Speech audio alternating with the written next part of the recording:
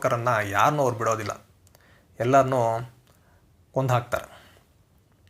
ಟೆಮುಜಿನ್ ಒಂದು ಕೆಲಸ ಮಾಡ್ತಾನೆ. ಏನು ಅಂದರೆ, ಅಲ್ಲಿ ವಶಪಡಿಸಿಕೊಂಡಿರುವಂತಹ ವಸ್ತುಗಳನ್ನೆಲ್ಲ ಅಲ್ಲಿ ಈಗ ಗಂಡನನ್ನು ಕಳೆದುಕೊಂಡಿರುವಂತಹ ಮಹಿಳೆಯರು ಹಾಗೂ ಅನಾಥರಾಗಿ ನಿಂತಿರುವಂತಹ ಮಕ್ಕಳು ಇವರಿಗೆಲ್ಲ ಆ ವಸ್ತುಗಳನ್ನು ಕೊಡ್ತಾನೆ.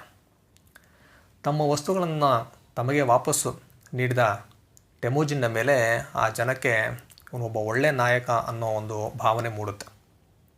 ಅಷ್ಟೇ ಅಲ್ಲದೆ ಟೆಮುಜಿನ್ ಏನು ಮಾಡ್ತಾನಂದರೆ, ಈ ಶತ್ರುಗಳನ್ನು ನಾವು ಶಾಶ್ವತವಾಗಿ ನಮ್ಮ ಹತೋಟಿಯಲ್ಲಿ ಇಟ್ಕೋಬೇಕು ಅಂದರೆ ಇವರ ಜೊತೆ ಒಂದು ಸಂಬಂಧ ಬೆಳೆಸಬೇಕು ಅಂತ ಯೋಚನೆ ಮಾಡ್ತಾನೆ. ಟೆಮುಜಿನ್ನ ತಾಯಿ ಹುಲುನ್ ಅಲ್ಲಿ ಅನಾಥರಾಗಿರೋ ಒಂದು ಬಾಲಕನನ್ನು ತನ್ನ ಮಗನನ್ನಾಗಿ ದತ್ತು ತೆಗೆದುಕೊಳ್ತಾಳೆ. ಈ ರೀತಿ ಆ ಜನಾಂಗದವರೊಂದಿಗೆ ಸಂಬಂಧವನ್ನು ಬೆಳೆಸ್ಕೊಳ್ತಾನೆ.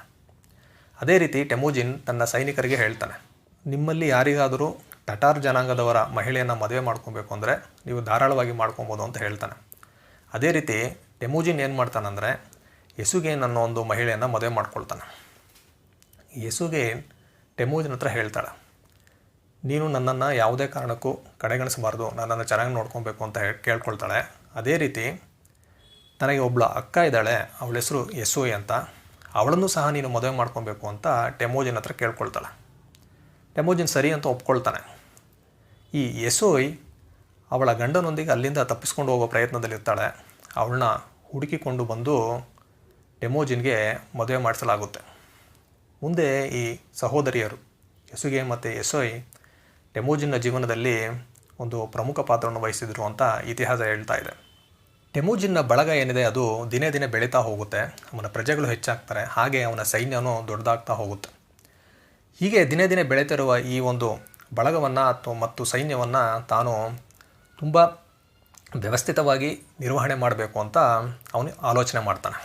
ಮೊದಲು ತನ್ನ ಸೈನ್ಯವನ್ನು ವ್ಯವಸ್ಥೆಗೊಳಿಸಬೇಕು ಅಂತ ಅವನು ಏನು ಮಾಡ್ತಾನಂದರೆ, ತನ್ನ ಸೈನ್ಯವನ್ನು ವಿವಿಧ ಪಂಗಡಗಳಾಗಿ ವಿಭಾಗಿಸ್ತಾನೆ.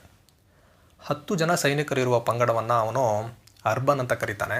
ಅದೇ ರೀತಿ 100 ಜನ ಇರುವ ಸೈನಿಕರ ಒಂದು ಪಡೆಯನ್ನು ಜಗೂನ್ ಅಂತ ಹೇಳ್ತಾರೆ.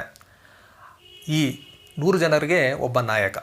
ಅದೇ ರೀತಿ 1000 ಜನ ಇರುವ ಸೈನಿಕರ ಪಡೆಗೆ ಮಿನ್ಗನ್ ಅಂತ ಕರೀತಾರೆ.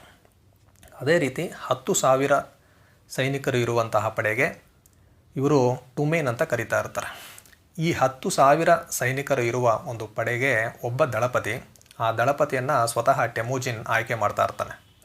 ಈ ದಳಪತಿ ಆಗಬೇಕು ಅಂತ ಇರೋವನಿಗೆ ಯುದ್ಧದ ತಂತ್ರಗಳು ಹಾಗೂ ಯುದ್ಧಕ್ಕೆ ಬೇಕಾದಂತಹ ಧೈರ್ಯ ಇದೆಲ್ಲ ಇದೆಯಾ ಅಂತ ಪರೀಕ್ಷೆ ಮಾಡಿ ಯೋಗ್ಯರಾದವರನ್ನು ಅವನು ದಳಪತಿಯನ್ನಾಗಿ ಆಯ್ಕೆ ಮಾಡ್ತಾನೆ. ಟೆಮುಜಿನ್ನ ಆಳ್ವಿಕೆಯಲ್ಲಿ ಯುವಕರು ಕಡ್ಡಾಯ